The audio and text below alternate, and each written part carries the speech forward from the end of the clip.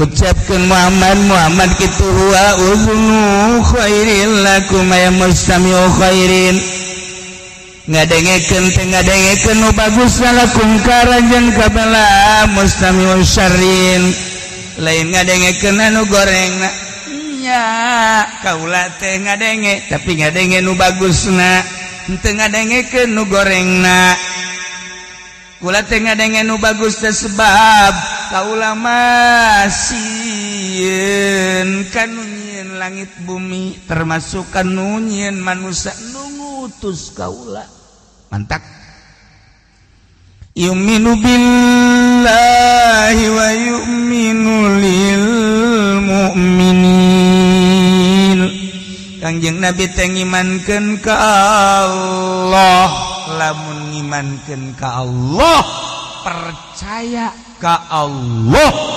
berarti sieun ka Allah lamun sieun ka Allah nurut ka Allah kumaha cak Allah kita mantak dijelaskan Kangjeng Nabi teh yu'minu billah ngibankeun ka Allah percaya ka Allah 100% anak percaya ka Allah timbul sieun ka Allah sieun kumaha cak Allah bae nyangakeun sadaya-daya ka Gusti Allah pokona mangge siap diatur kajen ku kumaha ge ku Gusti Allah mantak berangkat Kangjeng Nabi dakwah ucap kumaha cek Allah pagawean kumaha cek Allah tingkah kumaha cek Allah nu kaluar ti perintah Allah yu'minu billah nu kaluar ti perintah Allah sieun ka Allah mantak layan tiku anil hawa in huwa illa wahyu yuha oh tinggal urang kuari nurutan Kangjeng Nabi kumaha cak Allah tah endek datang ka kumaha cak Allah teh eta teh make proses proses teh lain sakadar proses-prosesan henteu bisa asal-asalan urang deuk kumaha cak Allah teh hiji kudu nyaho heula hukum-hukum anu ku urang deuk dilaksanakeun dua kudu siap mental diri urang ngalaksanakeun hukum tilu kudu boga jelema anu ngarti kana aturan-aturan hukum nu bakal dipigawe ku urang anu nuduhkeun ka urang guru mursyid karak urang kumaha cek Allah urang makan kuari teh kumaha cek nafsu urang ngaji kumaha cek nafsu lain kumaha cek Allah salat kumaha cek nafsu lain kumaha cek Allah puasa kumaha cek nafsu lain kumaha cek Allah jauh gerak encan pati kaharti cenah kiai kumaha sih maksudna otakna deet siapa otakna deet ya hayang nyaho antara nafsu jeung perintah Allah ya setik bae urang kudang ti penting salat usolli sunnatan liqadha'il hajat doa Gusti salat hajat abdi teh Gusti maha uningan Gusti abdi teh dagang ieu teh dagang karung teh ayeuna teh ngajejes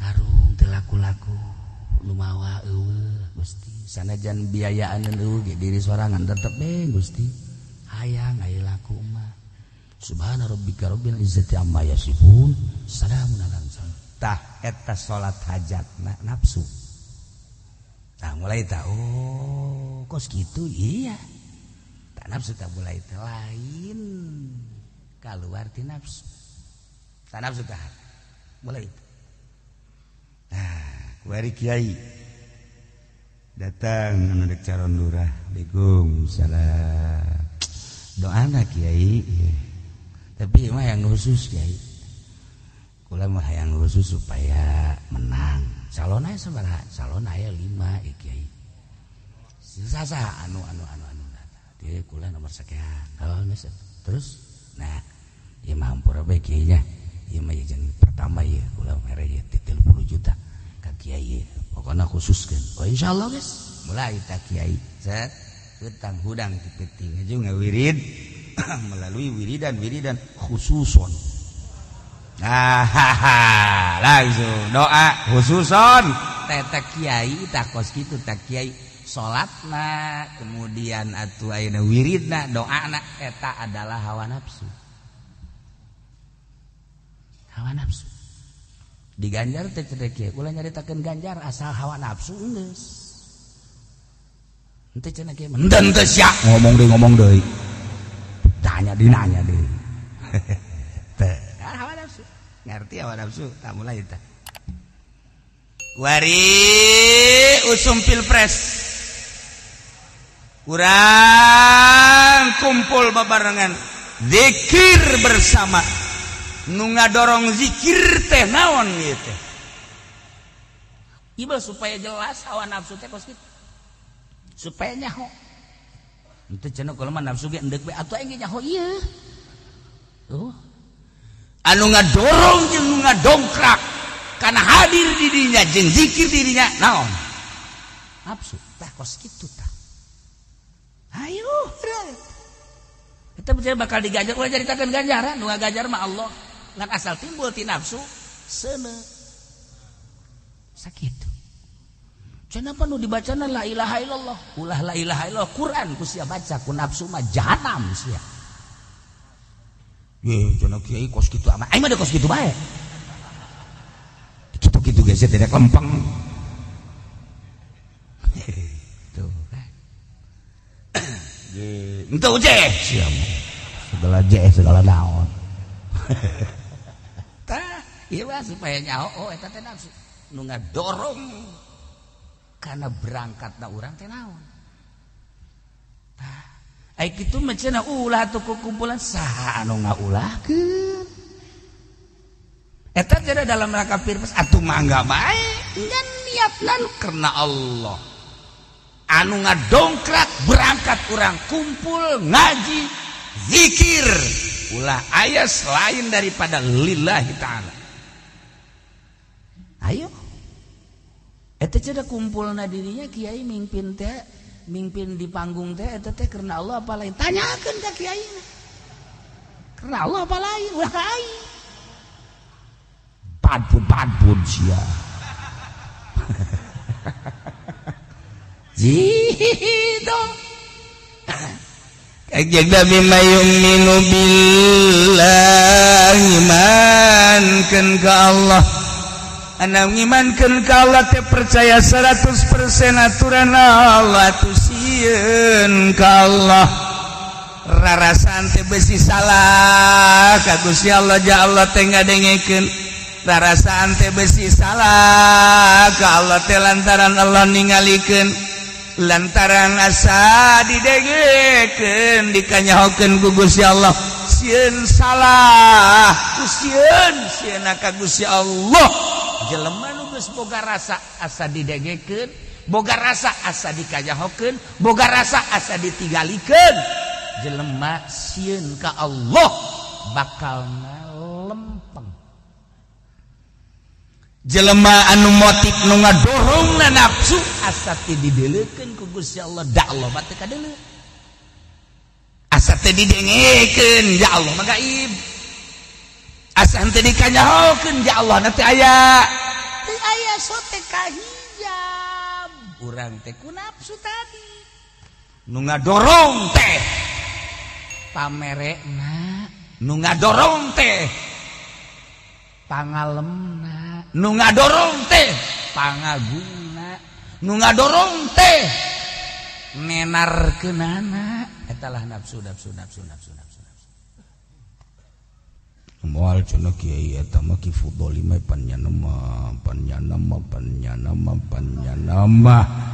panyanama deudeuh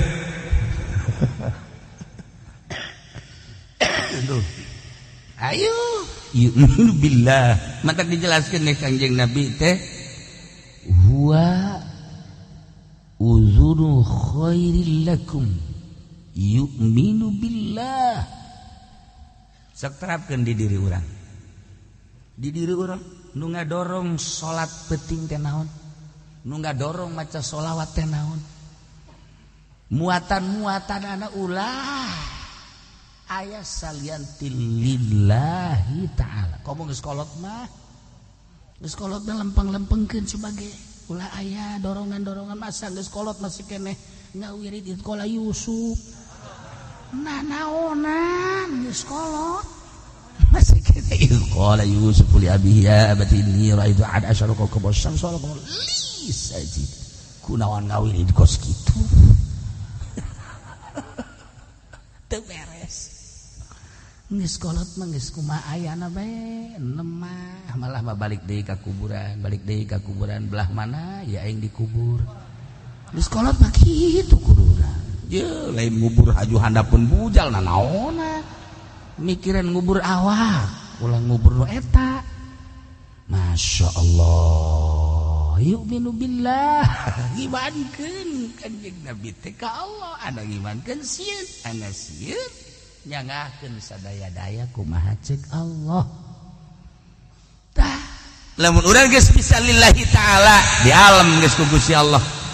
Lamun urang geus di alam ku Gusti Allah, Allah nginstruksikeun malaikat Jibril bejakeun ke seluruh malaikat aing cinta kitu ka hamba aing nu ngaran eta. Malaikat Jibril langsung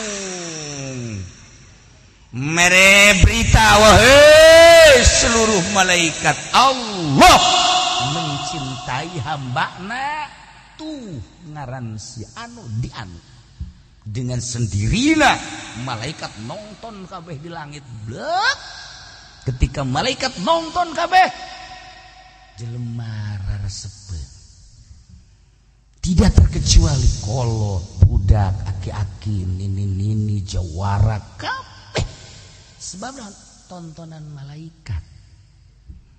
Nah, ketika orang itu bisa lillahi ta'ala, make muatan-muatan berangkat ke panggung. Ieu anu ngadongkrak nate pamerekna, nu ngadongkrak nate keagunganana, pangalemna jeung sajabana Allah. Nyarita ka malaikat Jibril, nu kamari aing resep teh kuari tarasap. Bejakeun ka seluruh malaikat. Malaikat, ohoi malaikat, Allah bendueun ka Kiai Pendik. Langsung mambul jelema. Geus ditanya ge teh ku Hak Kiai, ku Kaji Pak Kiai Haji Pendi ditanya. Geus di mana, Bang? Punya tanya sudah. Anu lah geus nambus. Sinarna dicabut. Sebab naon? Atuh teu lillah. Yu'minu billah. Eta teh akan kudu proses berarti aya naon di diri urang? Aya nafsu. Nah, nafsu ieulah anu ku urang kudu diopena. Kudu diperangan.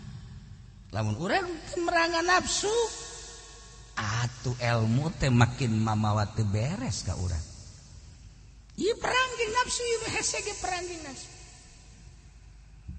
Ya. Imam Jalaluddin Rumi ngagambarkeun ketika jelema ibadah ka Gusti Allah berangkat ka leuweung. Teu kudu ka leuweung sabenerna mah deuk ibadah ka Gusti Allah teh ja Allah malain di leuweung. Ka gunung, teu kudu ka gunung ya Allah mah lain di gunung. Allah mah di mana urang aya di mana urang cicing aya di mana bae Allah mah aya. Mukhalafah lil hawadits, ngadengekeun, uningaeun, ningalikeun. Teu kudu ka leuweung-leuweung. Di lembur urang, di kota, di kampung, di masjid, di mushola, di kamar, sarua ibadah mah. Cuman eta gangguanana. Urang keur ngeunah-ngeunah salat duha mulai babaturan urang. Assalamualaikum. Waalaikum. Kakarak ge 2 rakaat. Aduh, ya aing waalaikum. Ai teh disamperkeun pan ieu teh ya bisnis. Ai disamperkeun ieu keur duha aing ieu. Berat mana ya? Bisnis Allah, bisnis Allah, bisnis Allah. Allah nyelib bisnis. Tuh, bisnis lah pan bon. Iya makhluk. Makhluk tak kos gitu dah. Nah, kurang tenang-tenang di imah maye. Duha. Allahu Akbar. Karak dia menang 2 rakaat pemajikan. Kaji balanja kaji. Geran sangat duhana. Bau sok jasa. Karak ngaji 2 minggu bae kaji lokus duha. Sing jelengeng kaceli sial. Sial. Eta gangguan carana tah. Gangguan eta kos itu jiga gitu. Satu Allahu Akbar karak 2 rakaat. Anak nu masih kena leng-leng teh. Datang. Ka sajadah ngisi.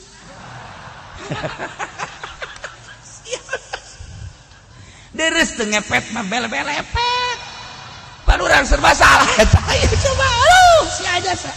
Geus beres urang gegeraan bae salat teh. Urang kan mah ieu. Dah, mana ieu budak bebelepet pisangan habek jeuh. Eta mana teh surti kan aya nu hebat bancek mana. Oh, siap bonon ka kamar-kamar. Cak mana teh. Gede-gede. Deres tah boga pamajikan kos kitu mah deres keneh. Ieu mah lain sakalian ku kakak bae cenah tah. Pisangan goblok. Lek kumaha aja aing nyahong sia karar itu. Loh cenah meureun kiai tah aing mah sia. Aing ngagambarkeun sia ieu mah. Masyaallah tah ieu makhluk. Ieu makhluk. Kos kitu tah. Nyilih baeing lah pokona mah geus sanajan henteu kaleuweung kamar boga kamar khusus. Duha Allah. HP dibawa. Masa aing nyilih HP dibawa karak menang sarakat tang ting. Aduh deuk ibadah bawa HP blon. Aduh yang gegeraan bae. Aduh tadi nama tenang salat mah. Rakaat awal masyamsi wa duhaha wal qamari idza tal. Barang aya HP tarapat kada. Wadhawal sejam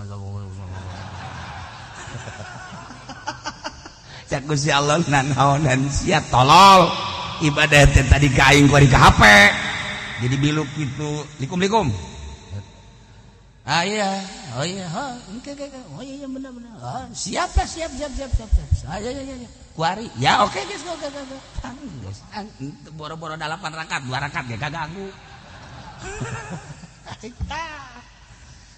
Ieu makhluk geus bisnis, geus pamajikan, geus anak, geus segala rupa. Tenang ya. Halo, supaya tentrem uzlah ngarana. Geus aya nu bisa mah di imah bae ge masalah gangguan pamajikan, tilok ngaganggu anak kitu keneh batur. Daya hubungan jeung urang teh kudu kaleuweung di imah bae salat. Eueuh gangguan, malah batur nu diganggu ku urang. Dibalik. Batur teu ganggu ka urang ngaganggu batur. Tah, kaleuweung tah. Cek Imam Jalaluddin Rumi ketika urang kaleuweung horeng di leuweung teh aya singa, horeng aya macan kumbang, horeng aya serigala. Urang datang ka leuweung mulai 3 hewan deuk menerkam urang. Kabeh deuk ngajadikeun santapan kan ka urang. Nah, singa siap galegleg, macan siap galegleg, serigala kitu keneh. Neuleuk ka tukang. Ieu paeh cek geus. Geus datang ka dieu meureun riwayat hirup aing. Deuk lompat ka gunung parantina. Serigala mah deuk leuweung ka seluruh tangkal kayu gampang. Deuk kaluncat ka mana nagaranyana. Geus iwal ti pasrah ka nu bogana. Tah jelema mah asal geus kritis karak pasrah ka Gusti Allah. Karak pasrah sok geura jelema anu tadina sehat walafiat dibere gering para jasa tasbih di sisi katuh aya di sisi kancaya. Mulai Allah. Nah, anu dagangna maju. Bisnis komo ke luar negeri, dalam negeri dan lain sebagainya. Pokoknya poho ka Gusti Allah, buak hancur usahana, modal ampaleh, hutang sebelit hulu. Jumat lagi jam 7. Jam 7 geus ka masjid ge. Kabehan masyarakat kaget teh. Haji. Ieu mesti heula lah, ya udah awe cek cenah mana ibadah ka Gusti Allah. Horenganan mah imahna ge disegel. Adaptasinya na jeung masjid. Imah disegel. Mulai sholawat dibaca, zikir dibaca, wah, kritis seperti itu. Ditolak ku awewe bae ge atuh. Tasbih muter. Eta kritis gara eta. Masyaallah ditolak ku awewe. Ya Allah. Tasbih jadi sasaran. Eta lah saat kritis jelema teh ya. Nah, ponggok. Ieu teh jelema diudang. Segala macan, singa pasrah ka Gusti Allah. Dengan pasrah ka Gusti Allah nol. Ya Allah ya Rabb, abdi teh hamba Gusti, macan hamba Gusti, nyangakeun sadaya-daya. Nu bisa gerak iwati digerakkeun ku Gusti, nu bisa lempang iwati dilempangkeun ku Gusti, nu bisa calangap iwati dicalangapkeun ka Gusti. Pamun tayangan kadua hiji bae ka Gusti nyanggakeun sadaya-daya. Nol na lain nol letik-letik hiji bae Allah. Macan datang kanya nanya nangis perem bae. Abdi mah meureun Gusti, ieu teh kuburan abdi mah di 3 beteung. Macan, singa, serigala nyangakeun sadaya-daya meureun. Perem. Macan kadinya ngan ngambuan dong.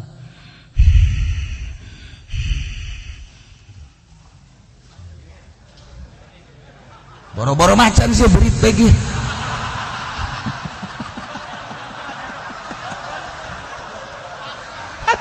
Akarat berit. Waduh, udah keseragang jantung. Cekel habak atuh. Ya Allah. Berit ge kan ngadenge berit eta emang teu ngadengekeun ka omongan urang tuh ngadenge. Nah kiai keur ngabahas macan cek geuna. Keluar aing coba ye. Ngagibeg jantung raum urang. Allah kan. Nah, disanggakeun ka Gusti Allah macan ngan ngambean doang.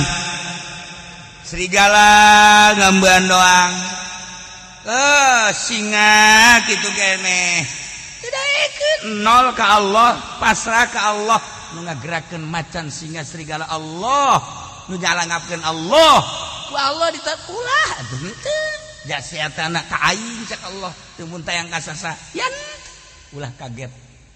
Lamun buyut Mansur mah maung jadi kendaraan. Ulah kaget. Lamun Imam Maghribi nu kurang dizarahan mau jadi kendaraan. Ulah karaget. Pasrah ka Gusti Allah. Terus berangkat kabeh, berangkat nyana beunta alhamdulillah. Aya naon cek nyana ieu kot aing teu digegel. Salamet. Oh, horeng pasrah ka Gusti Allah. Nol ka Gusti Allah. Masya Allah. Eta nol pasrah ka Gusti Allah. Teh salamet. Wali-wali Allah nu mantak saralamet pasrah nol ka Gusti Allah. Eta teh gambaran singa, macan, serigala, gambaran nafsu. Gitulah Imam Jalaluddin Rumi. Kumaha gambaran nafsu ketika urang deka Allah? Anggap tempat eta adalah leuwih. Dina arti loba gangguan-gangguan. Urang deka Allah teh bisa tukangen urang teh gambaranana aya singa, aya macan kumbang, aya serigala. Artinya singa adalah raja serakah. Nafsu urang serakah. Gambaran macan kumbang adalah mencintai kepemimpinan, hayang jadi kepala baik. Bagus teu bagus tetep hayang jadi imam bae tak kiai. Mun diondang kudu mimpin tahlil bae. Mun naon kununa nya nama dijadikeun imam bae. Mun teu jadi imam teu jadi. Ieu. Eta kos kitu. Eta karana macan kumbang.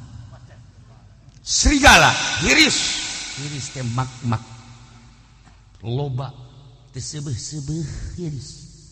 Urang deka Allah teh dikejar-kejar ku nu tilu tadi. Mampukah urang? Bisa tah urang mengantisipasi nu tilu eta? Gambaranana nafsu tadi teh macan, gambaranana adalah singa, gambaranana serigala. Digambarkeun kitu teh ya. Teu saeutik kiai talar Quran, kiai talar Jambul Jawame, kiai talar Bukhari katerekam ku singa. Henteu saeutik jelema citu ilmu alatna, citu ilmu usul fikihna, geus puguh fikih mah. Beak dilalab ku serigala. Henteu saeutik jelema anu pandai-pandai ilmuna, geus puguh ilmu agama, filsafat ting sajabana. Beak ku macan kumbang. Nah, poho kana yu'minu billah.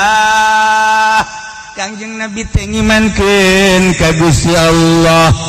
Geus ana iman teh sieun ka Gusti Allah ana sieun, boga rasa didengekeun, boga rasa ditinggalikeun, boga rasa dikanyahokeun. Sieun besi salah, sieun besi salah, sieun besi salah, ana sieun besi salah. Nyanggakeun aturanna ti Gusti Allah, ulah aturan sorangan ngaranna hawa nafsu. Iyalah nu kudu diopenan ku urang di diri urang teh nafsu. Urang mah diondang ngariung, bae diondang ceramah. Barang datang ka ditu jelema ngan aya 20. Baju bebeja bae. Situasinya ieu kos kieu nya majinya kanu ngondang teh lain mah kula asal datang bae nya. Heuh nya ka hiji nama tu emang deuk ada hujan, bisi kaburu kahujanan. Lah teu mah geus asal datang bae. Ja kitu-kitu keneh ngaji. Ya panjang sakitu, pendek sakitu lah teu. Atuh ngadoa bae, cek nu boga ngadoa balik. Eta ku sebab jelema saeutikan bae kurang tertarik. Boh, ketika jelema lobaan karak, amprekan. Di suratan ge tita eureun. Ku bae bajuk jalan. Panggung nu aing imah boti imah aja panggung. Hawa nafsu mah seperti salat duha ge aya jelema mah teu puguh rakaat. Allah ngaji di sabar rakaat teu main rakaat. Satungtung jelema deuleukeun aing mah terus bae.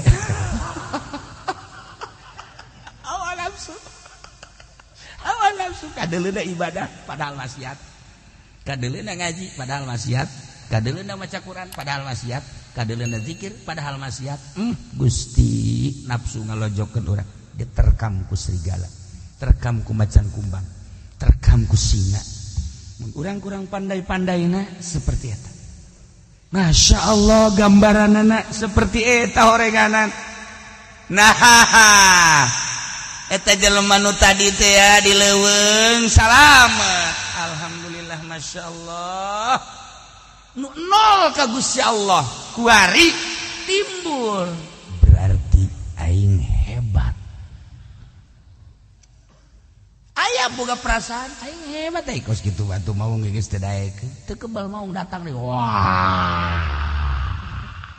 Jeh, pan datang deui. Wah.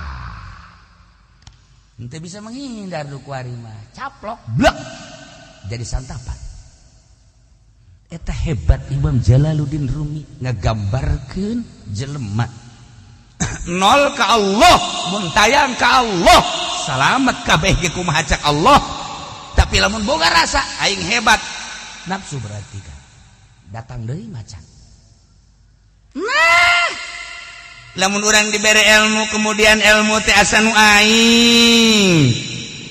aing pinter, asa nu aing hebat, asa nu aing hawa nafsu eta teh keur dileg-leg ku macan sebenarnya. Aing gagah kagagahan teh nu aing poho ka Gusti Allah na eta teh keur diterkam ku serigala. Aing ge sugih. Oh lu galeuyan ti aing sugih teh poho ka Allah. Eta teh horeng keur aya dina macan kumbang. Sangat kabeh ka Gusti Allah. Gusti ku batur disebut pinter teh wa ma utitum minal ilmi illa qalila. Naon hartina atuh ilmu? Abdi mah ieu teh ngan sakadar ngarasa syukur we ka Gusti nitipkeun ilmu kitu ge besi salah nyampekeunana besi salah meraktekeunana bimbing Gusti abdi henteu ngaku-ngaku abdi teh sandarana Allah kitu keneh urang boga kagagahan ya pencai itu tamat asa aing katoel ngaguling terbukti ngaguling ji tuh lady colong loh cina di tukang pugu diharap nyana ngomong di tukang diharap pula geneleukeun ngaguling tak eta bukan sandaran coba lamun ka Allah kan moal datang jotosan batur ka urang moal datang sandarkeun ka Gusti Allah boga dunya ya Allah ya Rabb abdi teh ku batur disebut sugih bandingkeun jeung paharto ulah jeung Kangjeng Nabi Sulaiman eueuhna naonan abdi teh bandingkeun jeung lim siliong mah masuk 10 negara 10 besar dunia abdi mah eueuhna naonan komo jeung Kangjeng Nabi Sulaiman ku batur pajar sugih-sugih teh Gusti ieu mah Gusti Maha Uninga harta teh anu Gusti dititipkeun ka abdi meureun sarua jeung kieu tah sia ku aing dibere harta titipan ti aing tuh bangun tuh melalui leungeun sia aing nitah ngabangun tuh fakir miskin tuh yatim piatu melalui leungeun sia tah sarua jeung kos kitu aing teh tah dititipkeun ilmu ka sia luduh-duduhkeun jelema teh hayu bere nu butuheun rukun salat nu butuheun ilmu zahir ilmu batin bikeunan hayu melalui sia aing percaya ka sia tah ulah sok disumput salindung kabelah dieuna boh nyieun gambar ku ilmu luhur dipoto aya gambar di dinya caleg zona terlarang sial goblok zona terlarang nya blon nah eta lawan eta kos kitu teh nafsu gambaran yu'minu billah Kanjeng Nabi ngimankeun ka Gusti Allah sieun kumaha Allah tak eta bahasa kumaha Allah teh urang eueuh irodat urang makan kuari boga irodat boga karep satungtung urang boga karep urang aya dina bag-bagan syariat ketika engke urang teu boga karep kumaha karep Allah urang geus aya di hakikat tah eta karep jadi jelema beneran teu boga karep atuh kumaha moal bisa dibahas sama kos kitu mah sebab perasaan mah moal bisa dibahas kajian kumaha ge kos jelema kasep ku hari boga pamajikan nya bengek nya hideung nya kuru eta sia nya kasep aya di sia pinter aya di sia gagah aya di sia kok boga pamajikan rupane ora pira tapi rasane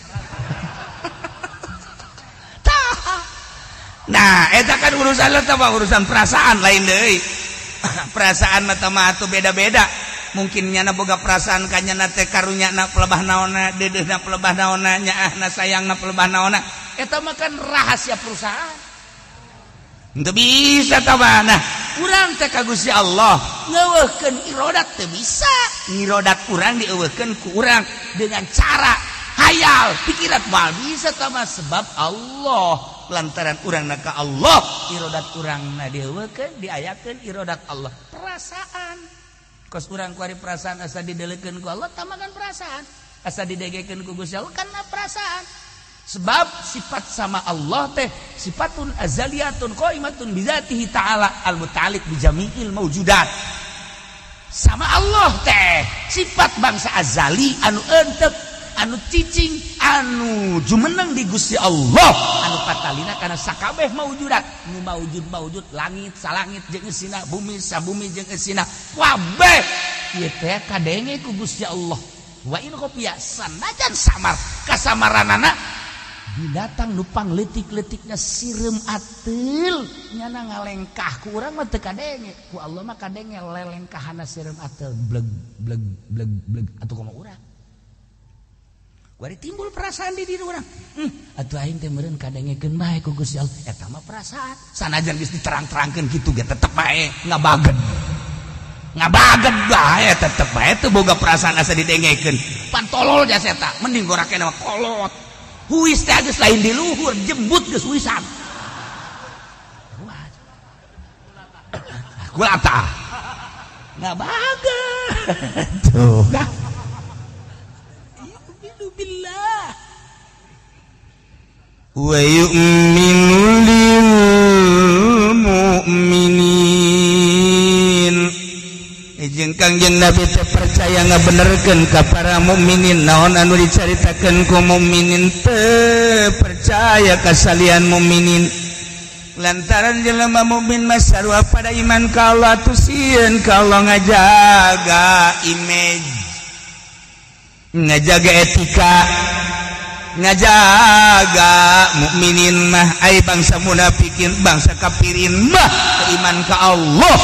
Percaya aku lama cek Kangjeng Nabi percaya teh hiji ka Allah, iman 100%, dua ka mukminin segala rupa caritaanana. Wa rahmatul lil ladzina amanu minkum, ngajadikeun rahmat ka jelema nu iman minkum ti aranjeun kabeh. Walladzina yuzuna Rasulullah mah ari jelema nu nganyerikeun ka Kangjeng Rasulullah eta malahum adzabun alim, bakal kakenaan siksa nu pohara nyerina. Mukminin mah mukminin bakal kabere rahmat kakenaan ku rahmat, ari jelema nu nganyerikeun mah bakal kakenaan ku azabun alim. Ya Allah ya Rabb, pertama iman ka Allah, mantepkeun tauhid urang ka Allah dengan cara aji wujud kidam bako, nu wajib di Allah, nu mustahil di Allah, nu jaiz di Allah, wajib di Kangjeng, nu mustahil di Kangjeng, nu jaiz di Kangjeng. Kuari perdalam ku urang sifat nafsiyahna, salabiyahna, ma'ani jeung maknawiyahna, kuari ku urang diperdalam deui supaya rasa karasa tauhid, nauhidkeun Gusti Allah dina af'al, dina asma, dina sifat, dina zat. Kenyerahan urang melangkah dengan pasti. Kemana baik urang tilok air ruga gregog kepanggih masjid melangkah pasti, majelis taklim melangkah pasti, adapun di jerona DKS PGU masalah, tapi melangkah dengan pasti. Hahaha, eta jelema ngaranna yakin.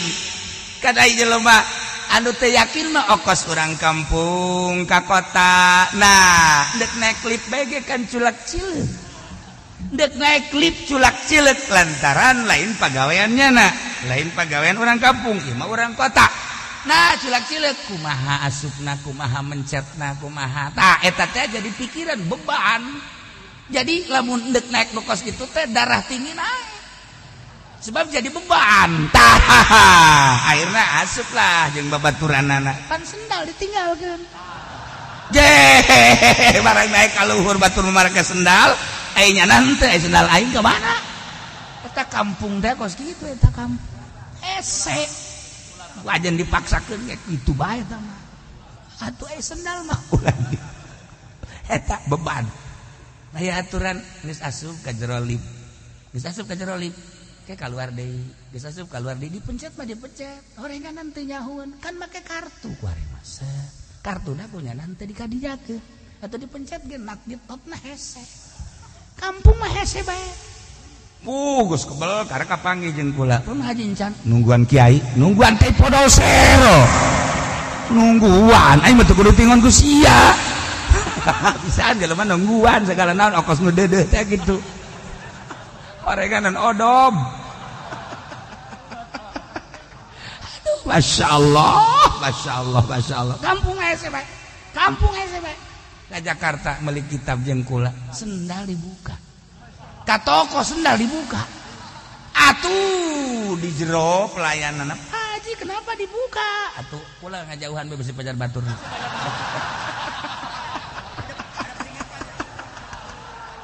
ya Allah dongengna ka toko mah masjid buka mah waduh orang di luar aya bacaan sendal harap dibuka eta kan aya panah ka masjid atuh ka masjid ieu mah toko berarti kan blon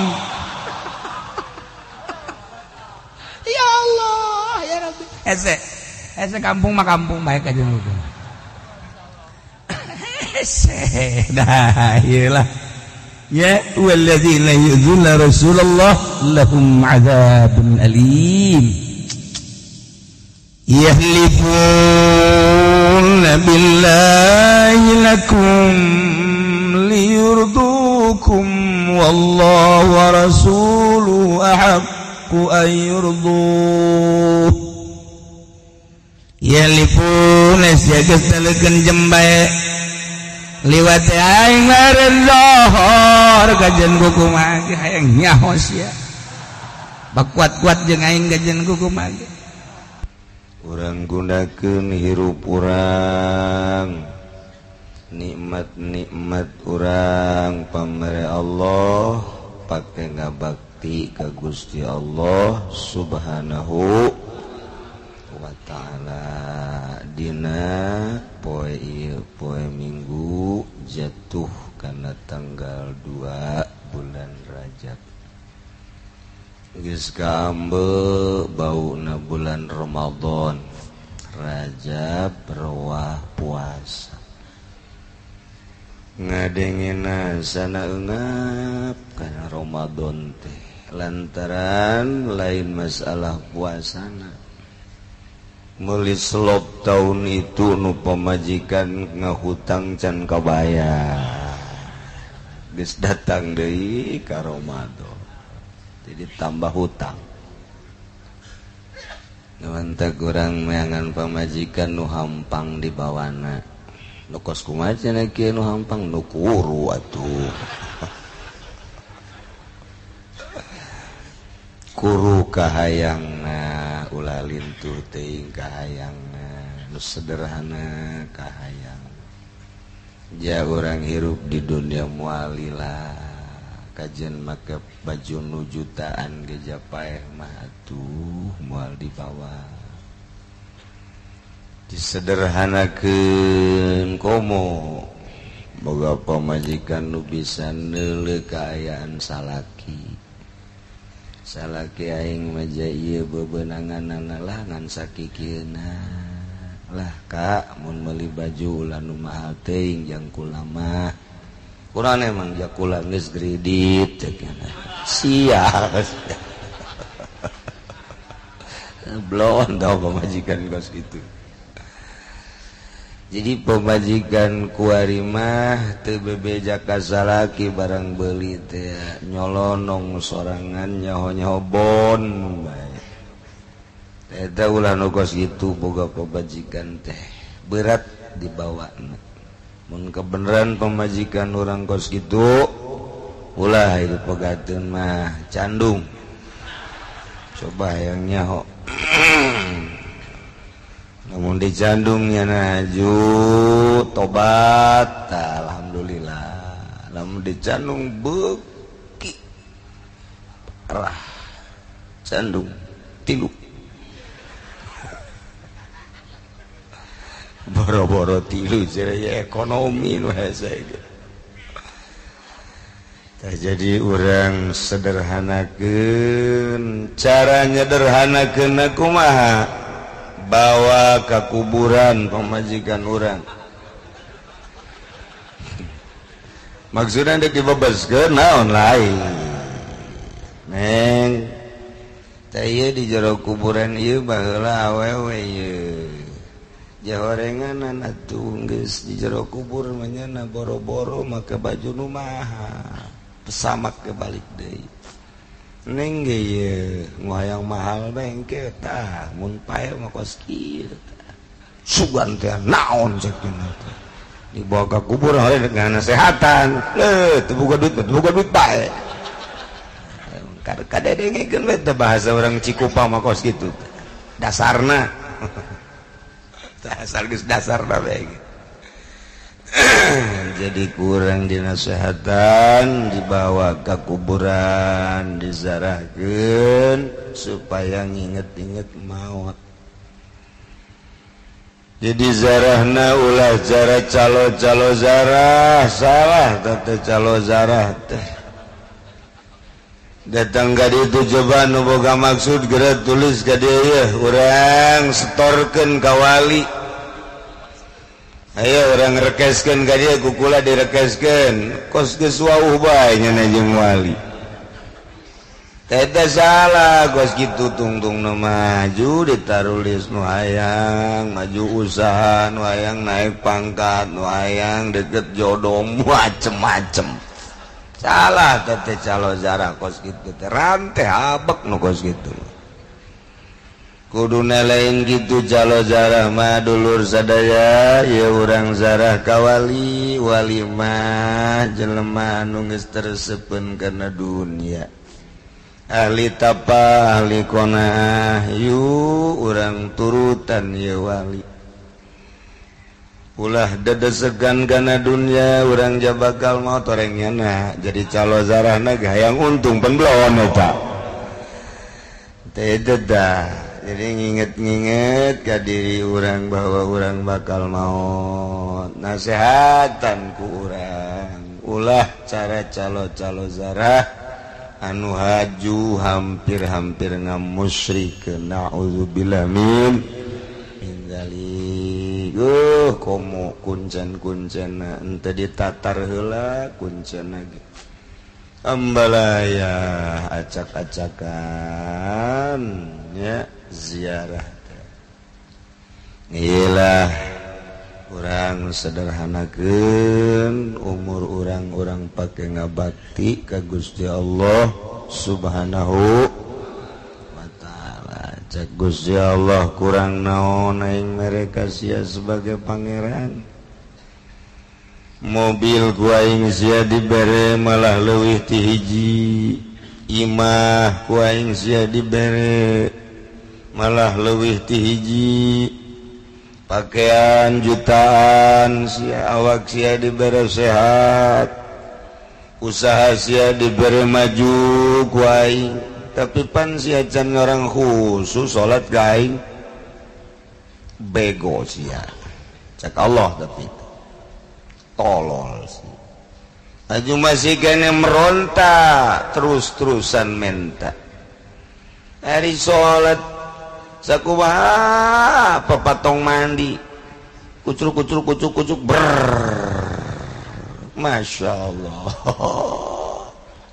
kurang lamun dia kitu ku Gusti Allah jaga kurang naon aing beberean ka sia eta nu geus leuwih ti cukup nu cukup kurang naon aing mere ka sia imah ku aing sia dibere weweg awak sia ku aing dibere sehat usaha sakitu mah leuwih ti batur sia kok sia make teu ibadah dina ibadah make henteu konsentrasi teu khusyuk ka aing batur man teu khusyuk salat bari teu salat sote deuleu ku sia aya jang isuk dahar jang sore ketika hujan bocor imahna naik kendaraan boro-boro mobil bagus motor na kempes malulu tanya naman tuh khusus salat ya pantas sia mundik kitu-kitu urang gugus ya Allah Masya Allah kari awak siapan sehat dapan atau tanggal 2 gitu puasa tukang uduk beak tadi geus balik ti heula kang kupat gitu keneh nu ngadaharna emang juri gitu. Oh jelema cenah nu ngaji oh berarti berwatak juri gitu mah eta urang mun kitu-kitu ya Allah ya Rabbi deuk iraha urang ngabaktikeun diri ka Gusti Allah Subhanahu wa taala geus urang papasrahan ka Allah abdi menangin Gusti roh abdi menangin Gusti dihirupan ku Gusti isuk pagato maut dimautan ku Gusti ku abdi dek disangakeun ka Gusti dek dipuasakeun awak abdi sakuatna we ieu mah kuat-kuat datang ka jam 11 atuh leutik jasa mah pikiranna tuh kuat datang ka jam 11 batam sakuatna we Gusti karena Allah dek dikagustikeun kadanan cara di Irak mah memperjuangkeun agama masrahkeun awak nyawa tarohana di Syria di Libya abdi mah dek dengekeun masrahkeun awak teh pake puasa be lain embung perang teh cieun jeung encan perang di Indonesia jeung ulah di Indonesia mah perang teh diulah-ulah geus abdi mah rek masrahkeun diri ka Gusti dek pake salat, pake ngaji, dek pake puasa. Tah ku sakitu ge pohara. Geus jaman aya jelema kuari awakna sehat, gagah, ganteng, wah seterek aja teu puasa. Eta mah jeung cacing mulian cacing ieu mah kos kitu.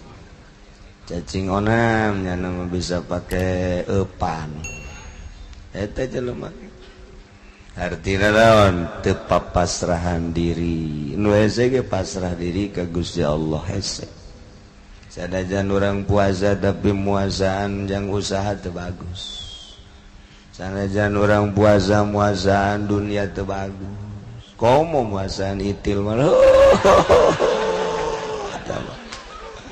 mainnya kos gitu kudu dipuasaan keneh mah ya Allah ya Rabbi isin ngadenge lagi Allah karim puasana ulah ya belajar orang puasana lillahi ta'ala ulah ya unsur-unsur kedua selain Allah hijib Allah hayang menang ridho Allah subhanahu belajar orang ibadah modal geus ulah aya unsur-unsur engkena ka dituna nu aya unsur mah ibadahna eureun kos tahajud salat duha kiai cenah kula kurang kumaha penting tahajud isuk-isuk salat duha tapi usaha macet dihubung-hubungkeun ibadah jeung nu kos kitu cangkel aya mangadengeuna ge kudu ngaji heula teh jelema kos kitu tah geus ibadah mah geus bae ka Allah lillahi ta'ala ulah sok dihubung-hubungkeun jeung usaha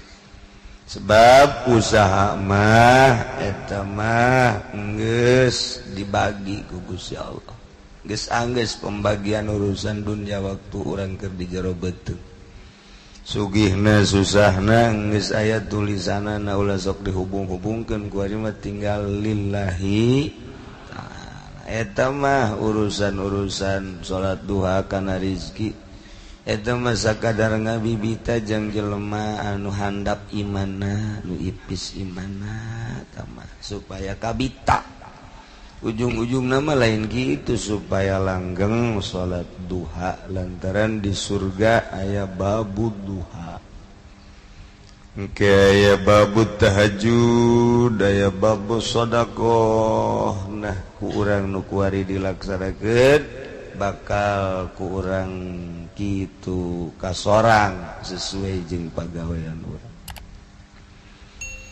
teh lalaunan geura urang bari puasa ku kula moal dijelaskeun sakaligus di bulan Rajab teh nu mantak disunahkeun puasa komo ahli sufi mah lantaran hiji pertama datang malaikat Jibril ka Kangjeng Nabi bulan Rajab. Walah jadi Rajab teh sangat bersejarah bagi Kangjeng Nabi.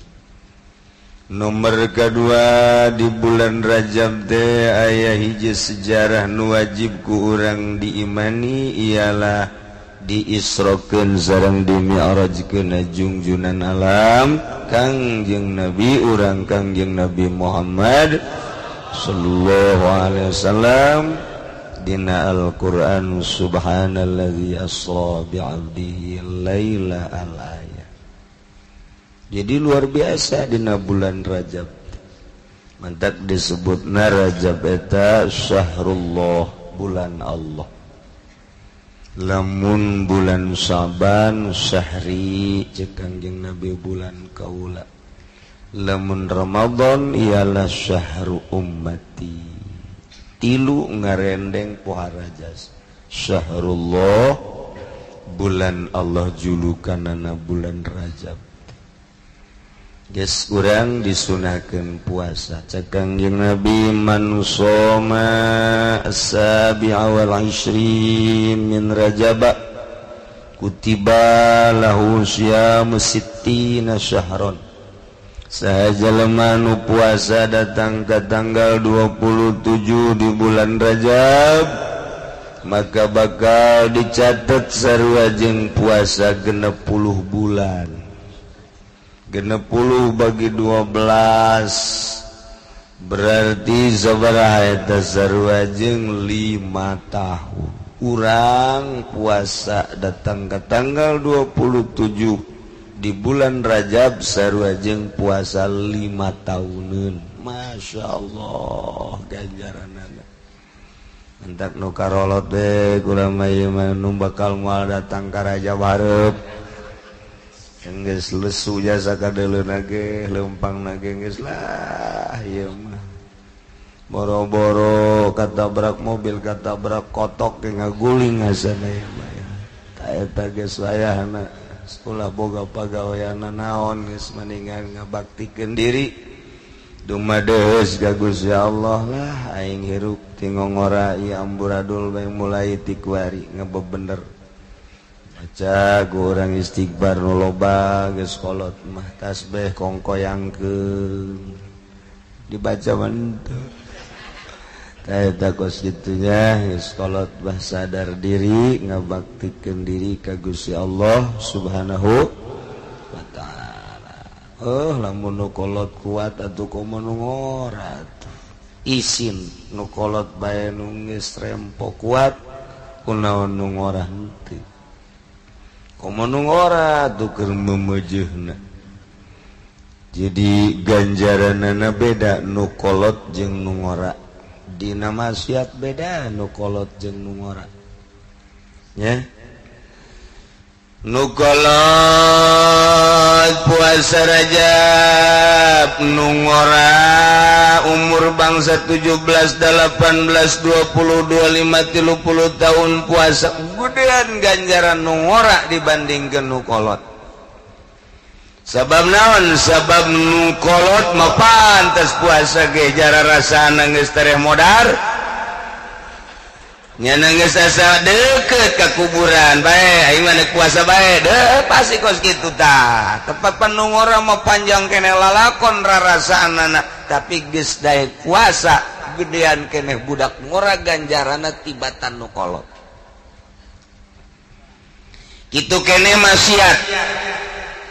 Lamun anu kolot zina naudzubillah min zalik. Nu ngora zina deui gedean keneh nu kolot eta mata siksaanana. Lantaran geus kolot bae ge masih keneh daek zina tolol amat nu ngora onaman lain onaman teu naon lain. Artina ngalaksanakeun zina teh keur mumujuhna luar biasa kabair ngan dibandingkeun dosana kabair nama kabair sarua dosa gede ngan nu kolot mah kabairna ge kabairing kabair sebab geus tere modar masih keneh ngalakukeun zina bloon dua kali bloon lamun nu ngora bloon nu kolot mah bloon geus kolot masih keneh maksiat beda derajat Masya Allah ya nu mentak budak ngora nu daek ibadah ka Gusti Allah ieu mah geus bae sabun qalbuhu mu'allaqun bil masajid yuzillullahu yauma la zilla illa zilluh budak ngora nu keur mumeujunar sepulin tapi daek ngaji daek salat daek ibadah ka Gusti Allah ieu nu bakal dipayungan jaga di yaumul kiamah ku payung Allah yanek wa arasy yauma la zilla illa zilluh dina poean eueuh payung kecuali payung Allah